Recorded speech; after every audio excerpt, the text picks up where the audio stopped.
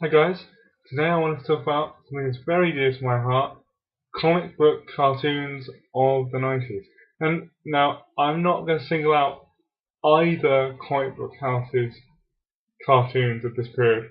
All of them are excellent. Whether it's the Batman animated show, or the Spider-Man or X-Men animated shows, they were all great. And the reason this came to me was because, obviously, I'm broadcasting to you on YouTube and you're watching me on YouTube, and what is YouTube full of? Old cartoons, and it's a great place to see these cartoons again. You probably already know that. If you don't, go search for it, find them. They're all awesome. Now, for me, I came into comics through reading them. Like they taught me to read. But I know a lot of people came into either Marvel or DC Comics through watching the Saturday morning cartoons, and I think that is a really good way to get into a character if you are a young kid and you don't get a lot of money to buy comics with.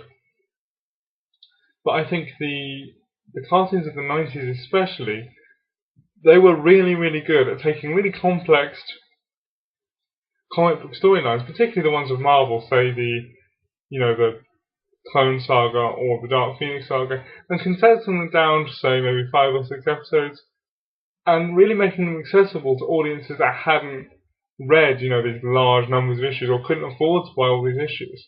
So I think that these comics were a really, really good way of getting more complex stories to a wider audience. And the other great thing about them as well is things like the Batman cartoon that Warner Brothers did in the 90s. It wasn't just about, let's, popularize Batman, let's publish toys. The voice acting for that series was amazing, and so were the storylines as well. I mean, the voice acting in particular, there's a reason that Mark Hamill and Kevin Conroy were brought back to do the voices for the recent, Batman Arkham Asylum and the upcoming Batman Arkham City games. It's because they are the definitive voices for those characters. If you're of a certain age like me and you've watched this Batman cartoon, when you think of the Joker, when you think of Batman, you hear them with those voices in your head. And so I think that,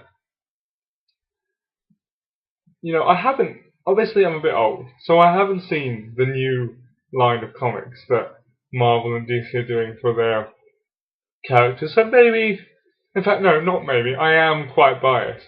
But I think that if you have access to YouTube, and you are a kid, or you have got kids, and you want to see decent cartoons based on Marvel characters, go out onto YouTube, start Googling, and go watch these episodes of the cartoons that are up on YouTube at the moment. A lot of very good uploaders have uploaded some of the best cartoons that I can think of.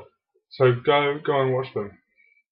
Among my favourites that you can find on YouTube are the Silver Surfer cartoon, especially the first episode. I've already commented on a couple of the uploads, and it's my opinion that instead of making that god-awful second Fantastic Four movie, what they should have done is made a Silver Surfer movie based on that 90s cartoon. That's how good these 90s cartoons were.